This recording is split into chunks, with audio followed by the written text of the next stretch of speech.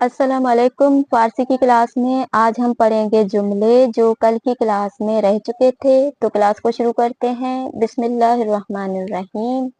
सबसे पहला लफ्ज है बख्शीदन। बख्शीदन यानी गुज़श्त करदन, बख्शिश यानी दरगुजर करना या माफ कर देना। अब इसका जुमला पढ़ते हैं। अगर इश्तबाहात दीगरान را बबख्شیم खुदावंद हम इश्तबाहात मारा मी बख्शद। अगर हम दूसरों की गलतियों को बख्श देते हैं तो खुदावंद हमारी गलतियों को बख्श देता है। उसके बाद दूसरा लफ्ज है बदगुई। बदगुई यानी दरबारे दीगरान चीज हाय बद गुफ्तन यानी दूसरों के बारे में बुरे अल्फाज बोलना, इसे कहा जाता है बदगुई। अब इसका जुमला पढ़ते हैं। बदगुई करदन व दुश्नाम दादन बेदीगरान बिस्यार नापसंद است।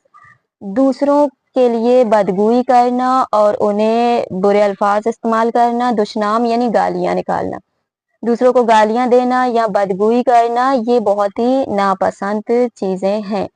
बल्कि از این واژه در جایی استفاده میکنیم که بخواهیم از یک سخنی به سخن مهمتری برسیم। بلکہ کہہ رہے ہیں کہ وہاں پہ استعمال ہوتا ہے کہ جہاں پہ ہم ایک بات سے دوسری مہم بات کی طرف ہم پہنچ رہے ہوتے ہیں، وہاں پہ بلکہ بولا جاتا ہے۔ تو اردو زبان میں بھی یہی ہوتا ہے، بلکہ کہا جاتا ہے۔ اب اس کا جملہ پڑھتے ہیں۔ ما نباید پدر و مادر خود را ناراحت کنیم۔ ہم اپنے ماں باپ کو ہمیں ناراض نہیں کرنا چاہیے، بلکہ باید بے گونه‌ای باشیم کہ آنها خوشحال شوند۔ بلکہ ہمیں اس طرح سے رہنا چاہیے کہ وہ ہم سے خوشحال ہو جائیں۔ اس کے بعد ہے بے نیاز کردن۔ بے نیاز کردن یعنی دادن چیز یا چیزهایی که شخص نیازمند به آن احتیاج دارد، یعنی کسی ضرورت مند کو وہ چیز دے دینا کہ جس چیز کی اس انسان کو ضرورت ہو، اس کا مطلب ہے یعنی بے نیاز کر دینا۔ اب اس کا جملہ پڑھتے ہیں۔ اگر انسان از خداوند کمک بخواهد خداوند او را بے نیاز خواهد کرد۔ اگر انسان خدا سے مدد مانگتا ہے، کوئی چیز چاہتا ہے، تو خدا اس انسان کو بے نیاز کر دیتا ہے۔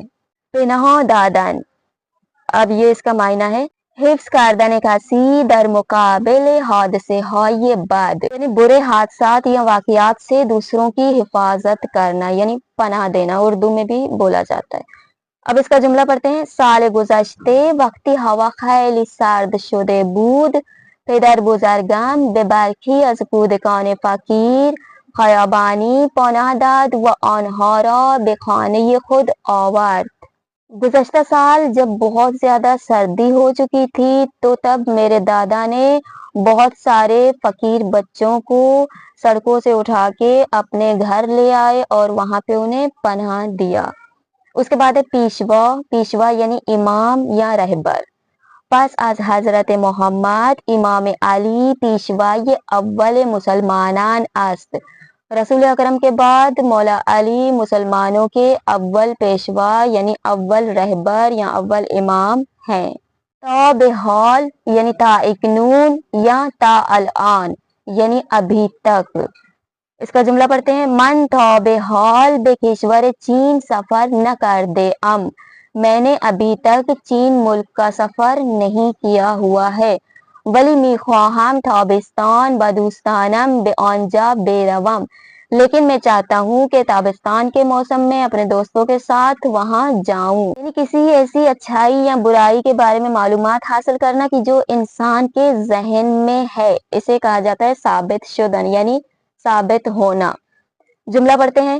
وقتی که متوجه شدم دوستم به پدر و مادرش بسیار احترام میگذارد، جب مجھے پتا چلا کہ میرا دوست اپنے والدین کی بہت زیادہ ان کا احترام کرتا ہے، برای من ثابت شد کہ او انسان با ادب است، اس وقت میرے لیے ثابت ہو گئی یہ بات کہ وہ ایک با ادب انسان ہے۔ جانشین، کسی که به جای شخصی مانند رئیس یا مدیر می آید و کارهای او را انجام می دهد۔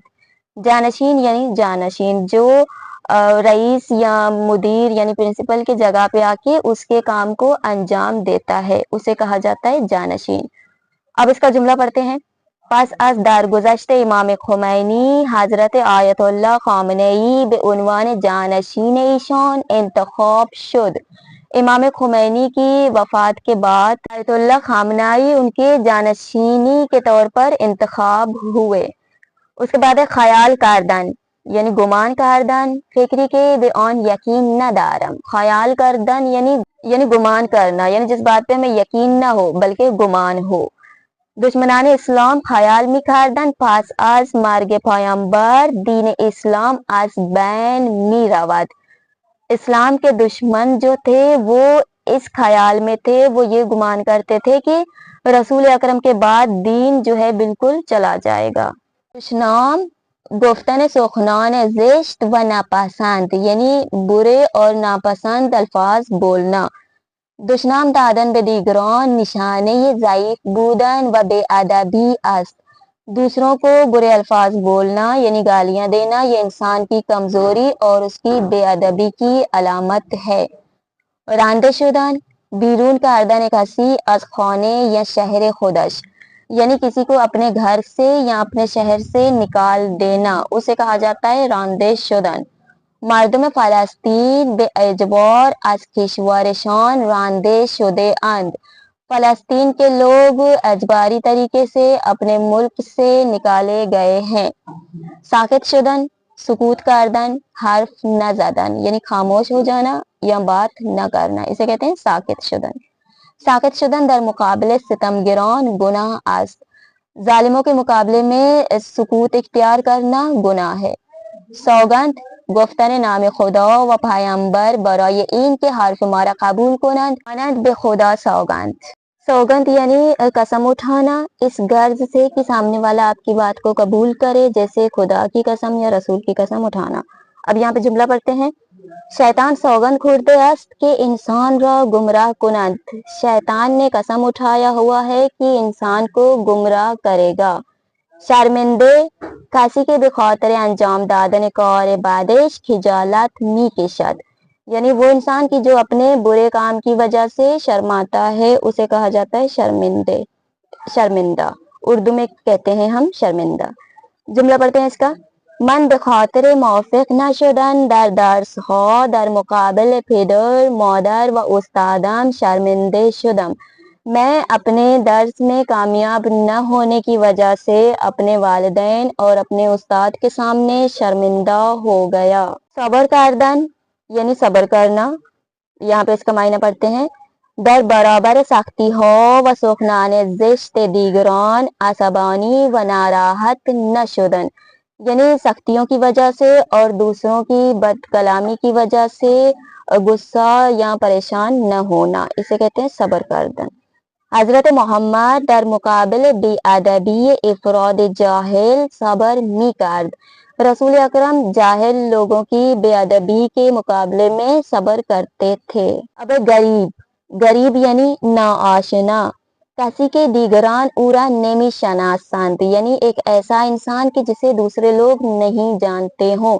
یہاں غریب سے مراد مسافر ہے کہ ایک انسان جب دوسرے شہر میں سفر کرتا ہے تو وہاں پہ اسے غریب کہا جاتا ہے کیونکہ وہاں پہ کوئی انسان اسے نہیں جانتا۔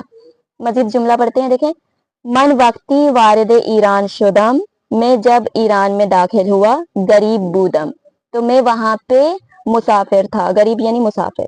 ولی الان دوستان زیادی دارم، لیکن ابھی میرے بہت زیادہ دوست ہیں۔ فریب خوردن در اشتباه قرار گرفتن به سبب سخن یا کار دیگران یعنی غلط فہمی میں پڑ جانا، یعنی ایک انسان کو ہمیں کوئی دوسرا بتائے کسی تیسرے کے بارے میں کہ یہ انسان اس طرح کا ہے اس طرح کا ہے، حالانکہ ہم اسے نہ جانتے ہوں لیکن اس کی باتوں کی وجہ سے ہم اس انسان کو اسی طرح کا سمجھ لیتے ہیں، تو اس چیز کو کہا جاتا ہے فریب خوردن یعنی غلط فہمی میں پڑ جانا۔ اس کا جملہ پڑھتے ہیں۔ انسان باهوش هیچگاه از سخنان و کارهای دشمن فریب نمیخورد۔ ایک ہوشیار انسان کبھی بھی دشمن کی باتوں سے یا دشمن کے کاموں سے فریب نہیں کھاتا۔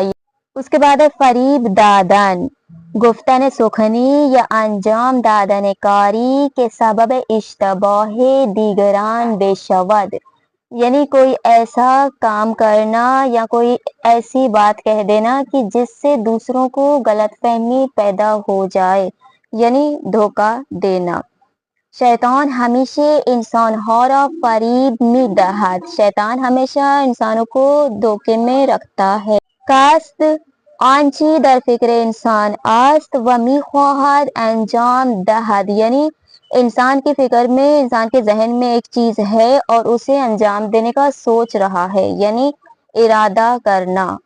پدرم قصدارت ماشینش را بفروشد و یک ماشین جدید بخرد، میرے والد نے ارادہ کیا ہوا ہے کہ اپنی گاڑی کو بیچ دیں اور ایک نئی گاڑی لے لیں. کردار یعنی رفتار یا عمل، طور طریقہ.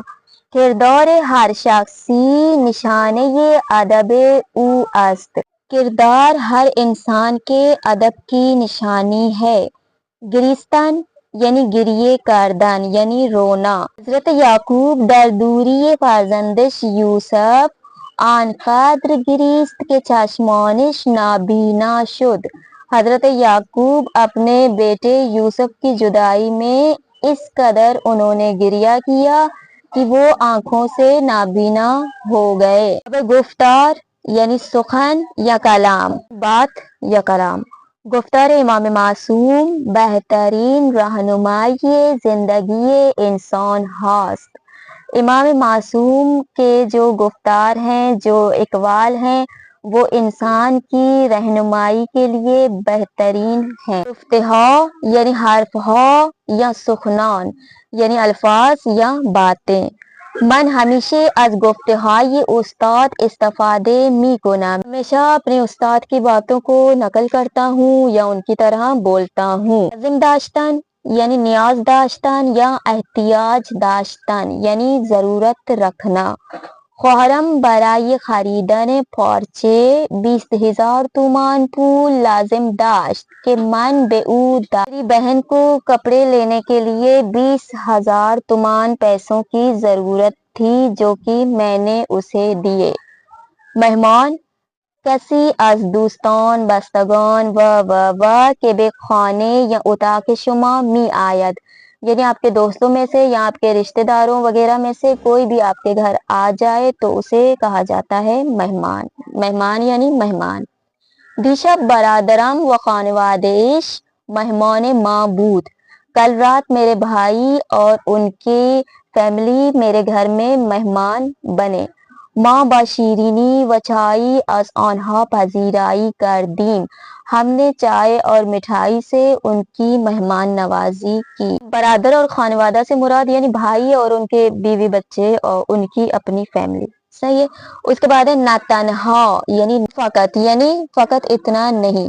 این واژه نشان می‌دهد غیر از جمله اول جمله مهمتر دیگری هم وجود دارد، یعنی یہ نہ تنہا یعنی نہ فقط، یہ اس بات کی علامت ہے جب بھی جملے میں نہ تنہا بولا جاتا ہے تو آپ لوگ سمجھ لیں کہ اس جملے سے پہلے ایک جملہ بولتے ہیں، اس کے بعد نہ تنہا بول کے دوسرا جملہ بولا جاتا ہے.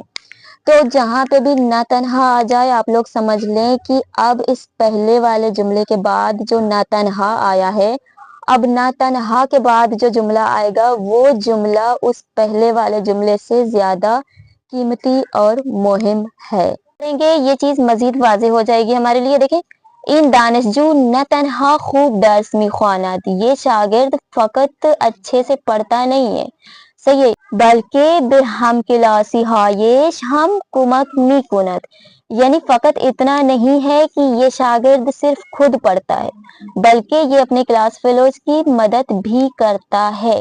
اب یہاں پہ دیکھیں بلکہ کے بعد والا جو جملہ ہے یہ پہلے والے جملے سے زیادہ. اب ہم پڑھیں گے الفاظ اور ان کے مخالف. سب سے پہلا لفظ دیکھیں بدگوئی کردن یعنی برا بولنا، برائی کرنا. اس کا مخالف ہے تعریف کردن یعنی اچھائی کرنا. غریب یعنی مسافر، نا آشنا، انجان، جو اس شہر کے بارے میں نہیں جانتا ہے جہاں پہ گیا ہوا ہے. اس کا مخالف ہے آشنا.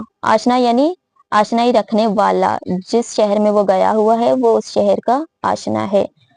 اس کے بعد ہے گذشت کردن یعنی بخشیدن، اس کا مخالف ہے انتقام گرفتن یعنی بخش نہ کرنا بلکہ انتقام لینا، بدلہ لینا۔ گمان یعنی جہاں پہ یقین ہمیں 40 سے 50% ہو، اور اس کا مخالف ہے یقین یعنی یہاں پہ ہمیں 100% یقین ہے۔ راندن یعنی نکال دینا شہر سے یا ملک سے، اور اس کا مخالف ہے پنہا دادن یعنی پناہ دینا۔ فریب دادن یعنی دھوکہ دینا، اس کا مخالف ہے فریب خوردن یعنی دھوکہ کھانا۔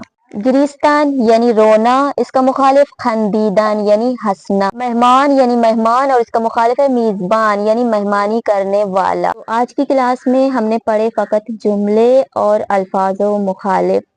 کلاس کے حوالے سے کوئی بھی سوال ہو آپ لوگ پوچھ سکتے ہیں، اور اگر آپ لوگوں کو آج کی کلاس سے مزید کچھ سیکھنے کو ملا ہے اور اسی طرح سے سیکھنا چاہتے ہیں تو ویڈیو کو لائک اور چینل کو سبسکرائب ضرور کر دیں۔ بہت شکریہ، اللہ حافظ۔